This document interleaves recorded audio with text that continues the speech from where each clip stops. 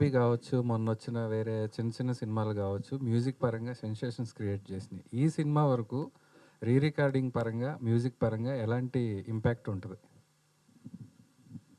ఇందాక తను అడిగింది కదా! తనకి కన్‌ఫ్యూజన్ అని డైరెక్టర్‌కి. నేను రాంగానే ఫస్ట్ సినిమాకి ఒక పాట చేసిన. అంటే జనంలోకి, మాస్‌లోకి తీసుకుపోయేలాగా ఒక కమర్షియల్ సాంగ్ చేసిన. వచ్చాడు. నాకు నచ్చలేదన్నాడు. సరే అని చెప్పి మళ్ళీ రెండో పాట చేసిన. ఆ పాటని పక్కా ఒక 'రవితేజ' గారి సినిమాలో ఇగ ఆ రేంజీ సాంగ్స్ అవి. రెండో సాంగ్ చేసిన. నచ్చలేదన్నాడు. మూడో సాంగ్ చేసిన. నచ్చలేదన్నాడు. నేనప్పుడు పీపుల్ మీడియాలో 'గరివిడి లక్ష్మి' అనే ఒక సినిమా చేస్తున్నాను. దానికి ఉత్తరాంధ్ర సింగర్ బయోపిక్ పెద్ద బ్యానర్ సినిమా. 20 పాటలుంటాయి దాంట్లో.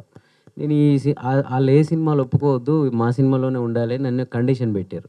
కానీ ఈయన వల్ల ఈయన నీ నీ పాటల అభిమానిని, నువ్వే ఉండాలి ఈ సినిమాకి, నువ్వే ఉండాలంటే ఒప్పుకున్నా నేను. అరే నేను గింత పెద్ద సినిమా చేస్తున్నా, గాళ్ళేమో పాట చేయంగానే తీసుకొని పోతున్నారు. నీ సినిమా ఏంది, నువ్వేంది 3 పాటలు చేస్తే ఇప్పటికి ఒక్కటి కూడా ఓకే చేస్తలేవు, నేను చేయను పో అని చెప్పి గొడవ పెట్టేసుకున్నాను నేను. తర్వాత వచ్చిండు ఒకరోజు మళ్ళీ ఈయన తీసుకొచ్చాడు. కన్‌ఫ్యూజన్ అనే దానికి చెప్తున్నా నేను. నేనంతో కొంత పేరుంది నాకు. సరే కమర్షియల్‌గా మనకి ఎంత బ్రేక్ వచ్చిందో తెలీదు గానీ, మనం ఏదో ఈడ రన్నింగ్‌లో అయితే ఉంటున్నాం మనం. అతను ఇప్పుడే కొత్త. ఒక టెక్నీషియన్ దగ్గరికొచ్చి 3 పాటల్ని రిజెక్ట్ చేయాలంటే ఆయనకి ఎంత క్లారిటీ ఉండాలి? ఆయనకేం కావాలి సినిమా? అంటే అవి రిజెక్ట్ చేయడానికి చెడ్డ పాటలు కావు. బ్లాక్ బస్టర్ పాటలే అవన్నీ కూడా. మీరు ఏదో సినిమాలో వచ్చినప్పుడు నేను మళ్ళీ చెప్తా అది. ఆయన రిజెక్ట్ చేసిన పాటల్ని. ఆయన ఒకటే చెప్పాడు, "నా సినిమాలో నాకు కథలో పాటలు కావాలి. కట్ చేస్తే పాటలు నాకొద్దు. నువ్వెంత పెద్ద పాటైనా ఇవ్వు. నా కథ ఆ పాట కూడా నా కథే చెప్పాలి. న్యాచురల్‌గా ఆ ఊర్లో ఆ అమ్మాయి మ్యాచ్డ్ అయింది. పెద్ద మనిషి ఏదో అయింది.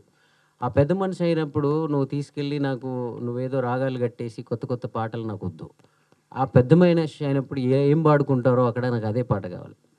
సో, ఒక ఇద్దరు అబ్బాయి, అమ్మాయి వాళ్ళ కోరికలతో వాళ్ళు అప్పుడప్పుడే లస్ట్‌తో, ప్రేమతో దగ్గరవుతున్నప్పుడు కూడా నాకు తనేదో పాడాడు, ఎన్నో రాత్రులొస్తాయి గానీ అవన్నీ కొంచెం ఇమాజినేషన్ పాటలవి.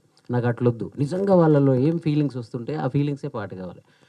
సో, అలాగా నాతో ఒక కొత్త రకమైన పాటల్ని నాకు ఇప్పటికీ ఉండే ఒక ఒక మాస్ పాట, ఒక కమర్షియల్ పాట పాడితే బాగుండేది. లక్కీగా అదేమైందంటే సురేష్ బాబు గారి చేతిలో పడ్డాక బెక్కం వేణుగోపాల్ గారు వీళ్ళందరూ మంగ్లీతో మొన్న పాట చేయించారు. ఇప్పుడు నేను హ్యాపీ దానికి. కానీ అంతకుముందున్న 4 పాటలు మాత్రం సినిమాలో కథలో ఉండే పాటలే. అలాగే బ్యాక్‌గ్రౌండ్ స్కోర్ గూడా ఎక్కడ ఎలాంటి అరుపు రావాలి, ఎలాంటి చిన్న ఫీల్ అనేది ప్రతీది ఆయన మనిషి మా పక్కన కూర్చొని ఇంక మాతో చేయించేస్తాడతను.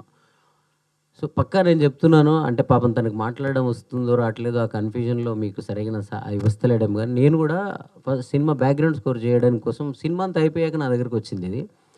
నాకు కొంచెం మంచి ఇమేజ్ ఉంది. 'చరణ్ అర్జున్' ఏదో ఎమోషన్స్ చేస్తాడు, నాన్న పాటలు ఇలాంటివి, అమ్మ పాటలు అని ఊరి పాటలు చేస్తాడని. మనోడొచ్చి ఫస్ట్ హాఫ్ చూస్తున్నా వెనక కూర్చున్నాడు. నేను ఎప్పుడు వెనక్కి తిరిగి ఏంది నేను నేను ఏ సినిమా తీసుకొచ్చావు నా దగ్గరికి అని చెప్పి అనాలని, సీరియస్ అవ్వాలని చూస్తూనే ఉన్నాను సినిమాని అలాగా.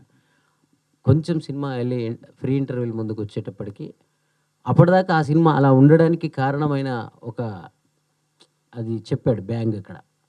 నిజంగా అది లేకపోతే ఫస్ట్ హాఫ్ అంతా అలా ఉండకపోయుంటే దీనికి అర్థమే లేదు. సెకండ్ హాఫ్‌కి, ఇంటర్వెల్‌కి అర్థమే లేదు.